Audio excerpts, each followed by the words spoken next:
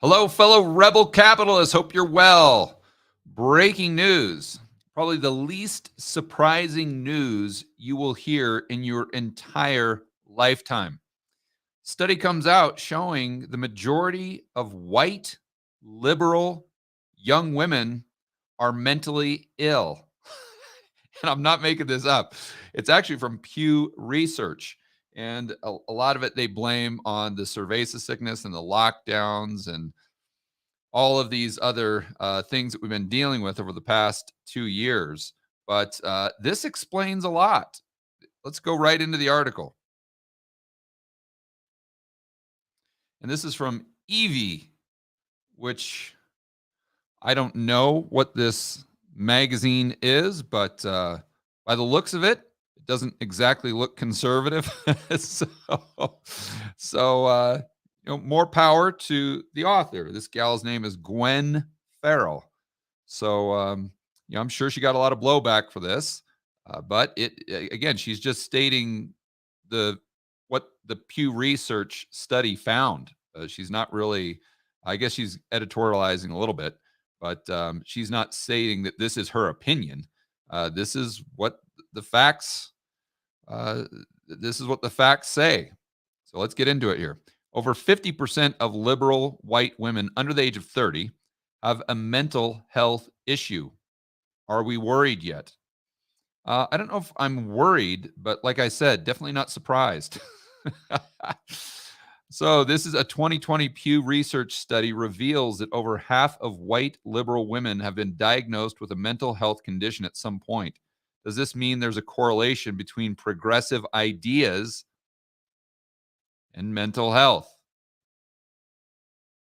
Those are her words, not mine. But I'd say yes, there is. It's a common tactic of the politically charged on either side and normally perceived as a cheap one at that, to take particular adherents of an ideology and equate that diehard worship to mental illness. Yeah, I mean, I totally agree with the author and her representation of what's happening here. Absolutely. She goes on to say conservatives label younger liberal generations as snowflakes or as having Trump derangement syndrome. Definitely true. And is that justified? No, not all the time. Not at all. It's just, it's tribalism. And tribalism is bad on the right and bad on the left. If they didn't like the past president, she goes on to say they didn't like Trump, basically. Liberals and progressive, their way of doing this is label right-leaning individuals as conservatives, right-leaning individuals or conservatives as racist, bigots, misogynists, etc. Resorting to this type of lowbrow behavior might once have been seen as an excuse not to address the actual issues or beliefs at hand, but now ad hominem attacks are more common than not. So far, completely agree with the author. But what if what was once a cheap shot or a personal insult has actually been found to bear scientific correlation between the individuals who hold progressive ideologies and an increased risk of mental illness? I would actually look at the other way. I would also say, is increased mental illness a correlation, or does this lead to the progressive ideology? That's exactly what Pew Research has found. And on politics aside, and all politics aside, the shocking diagnosis of over 50% of liberal women with some form of mental health medical diagnosis as public health concern that no one seems to be discussing, let alone taking seriously. For whatever reason, we're not talking about the risks of mental illness women in general face. Okay, got it. Especially compared to men. Women are 40% more likely to develop depression than men. I would contribute a lot of that to social media. And I would also contribute a lot of that to, the truth hurts, but I would attribute a lot of that to women being more prevalent in the workplace. Women, 60% of people in college being women, women making more and more money. Now, I'm not saying that's a bad thing at all. But I am saying that there's a cost benefit analysis that we have to do, especially if you're a woman. I mean, this is what I'm saying. I'm sure a lot of women are pissed off right now, but before you get too mad, just try to hear me out. Uh, Unfortunately, you've got a time limit on when you can have kids. It's just reality. That's just, you can get mad at it. It's unfair. It is what it is. So if women are, or more and more and more women are going to college, becoming educated, making more and more money, I think that's a great thing. Absolutely. But there's a price. There's a cost benefit. There's a trade off, I guess we should say. So if women are, graduating college more often, if they're making more money, if they're climbing the corporate ladder, if they're trying to become a CEO, as an example, they're going to have to put off having kids to a later date. And a lot of these women put it off until it's too late. And I don't know about you guys, but just anecdotal evidence. The women that I know in my life, friends, family members, employees, etc.,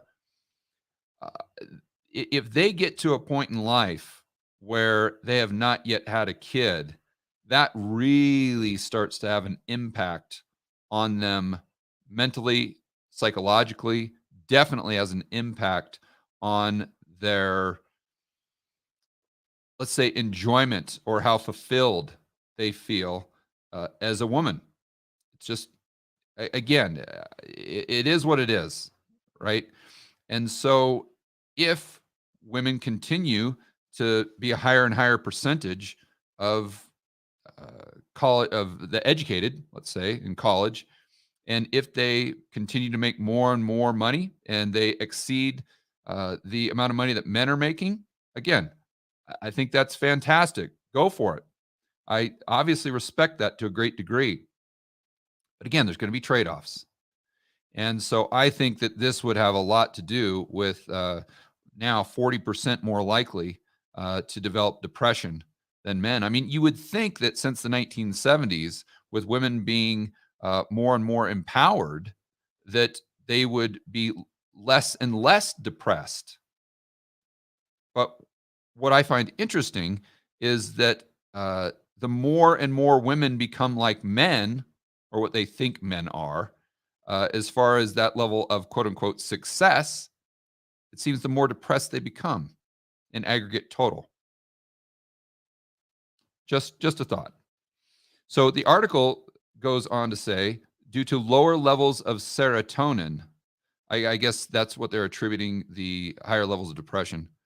We are also more likely to have anxiety and depression because of that deficiency. There are also certain life experiences like childbirth. Well, there we go. Okay. Which can lead to these diagnoses. Or diagnoses, excuse me. 1 in 7 women will be diagnosed with postpartum depression in the following year. Okay, so they're going a different direction here. I wasn't doing the thing after childbirth, but that is also very interesting. Postpartum depression, in particular, is a condition that leaves its victims feeling powerless and without confidence or assurance in their own abilities as a mom or a caregiver. I think it's probably a combination of everything. But I think maybe more importantly, I think I'm kind of going off on a tangent here, and I'm trying to dissect this and get to the bottom of it. But I think that there is a correlation or a causal effect, let's say, all of these things that I'm talking about aside, with the having this really cult-like belief in the progressive narrative and some form of mental illness to where you're just not all there.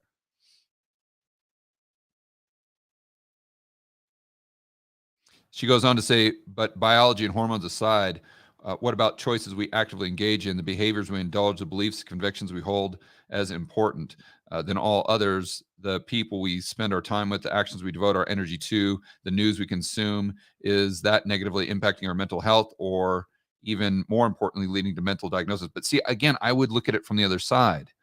Is the mental health problems contributing to this gravitational pull that the progressive narrative actually has? I think that's a more interesting question. See, she's saying is the fact that you watch CNN is that making you crazy? I would say is the fact that you're crazy making you watch CNN. So now she goes over the study and what it found. So let's dive into the data. Interestingly enough, the study, which was titled Pew American Trend Panel Wave 64, dated March 2020. Okay, so it's not regarding the cerveza sickness. I thought they did this specifically because of the lockdowns and whatnot.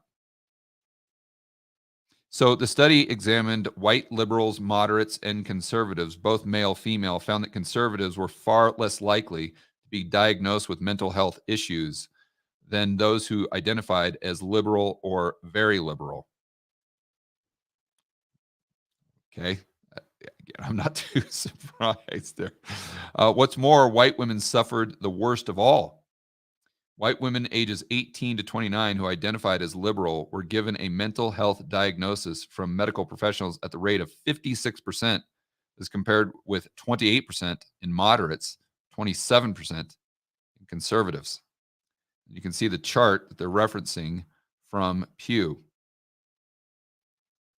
So Zach Goldberg, a doctorate candidate in question, he kind of came up with an excuse here on Twitter. He says, I didn't write this thread to mock white liberals or the apparently disproportionate rates of mental illness. Rather, this is a question that's unexplored and which may shed light on attitudinal differences towards various social policies. I think where he was going with this is kind of making an excuse saying, well, maybe it's that liberal females tend to go to a psychologist or a psychiatrist more often. Yeah, but maybe they're actually going there more often because they're crazy. Let's not overlook that. Dr. Lyle Rossiter, a board certified psychiatrist who's treated mental disorders over 30 years, agrees and adds that white liberalism thrives on supposedly championing workers, minorities, and the little guy, women, and the unemployed, who they continuously see as wronged, cheated, oppressed, disenfranchised, exploited, and victimized, with little to no agency of their own. A view that often mutates into the infant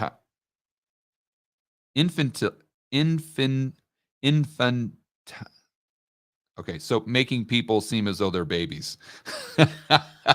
I'm struggling with that word. You'll have to forgive me. I already did a whiteboard video today, so my brain is mush.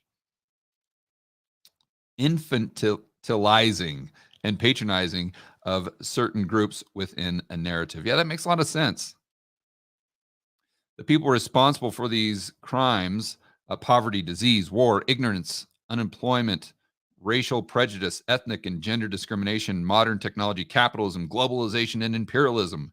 In the radical liberal mind, this suffering is inflicted on the innocent by various predators and persecutors, big business, big corporations, greedy capitalists, U.S. imperialists, the oppressors, the rich, the wealthy, the powerful, the selfish. That's pretty much an exhaustive list of every grievance and every proprietor that progressives see is responsible for these injustices which plague or disenfranchise communities, while moderates and conservatives seemingly sit idly by, unconcerned with any but their own privilege. So I guess they're just trying to articulate it from the view of someone that's maybe just living in this fantasy world. I mean, we were talking about that the other day. Do you choose to live in reality world, or do you choose to live in fantasy world? And this explains a lot too, because one of the things that we've been talking about with these sanctions is how, if you really think through them, they don't make much sense. They don't make any sense because you're doing more harm to the Western society than you are most likely to the Russian society, and you're definitely not deterring Putin from doing anything. Therefore, the only reason, the only justification for these sanctions is that we are quote unquote doing something. Well, we have to do something. Oh, well, not really. If that's, if you're going into a fight, the first thing you can do is not punch yourself in the face. That would be my suggestion number one. But you see, if you're caught up in this emotion, if you're mentally ill, then I think you're going to be you're going to be far more likely to pursue something that simply makes you feel good. Instead, even if the results are the complete opposite of the intention. At the end of the day, I don't even think you care. You don't care that the results are making things worse, so long as it makes you feel good. And I think that would be very consistent with someone who was mentally ill.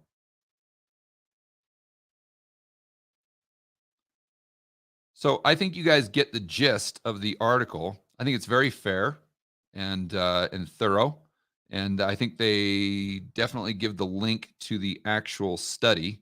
So what I'll do is I'll put a link in the description of this video, and if you guys want to dive more into the topic, do so, and come to your own conclusions. All right, as always, enjoy the rest of your afternoon. Make sure that you stand up for freedom, liberty, free market capitalism. See you in the next video.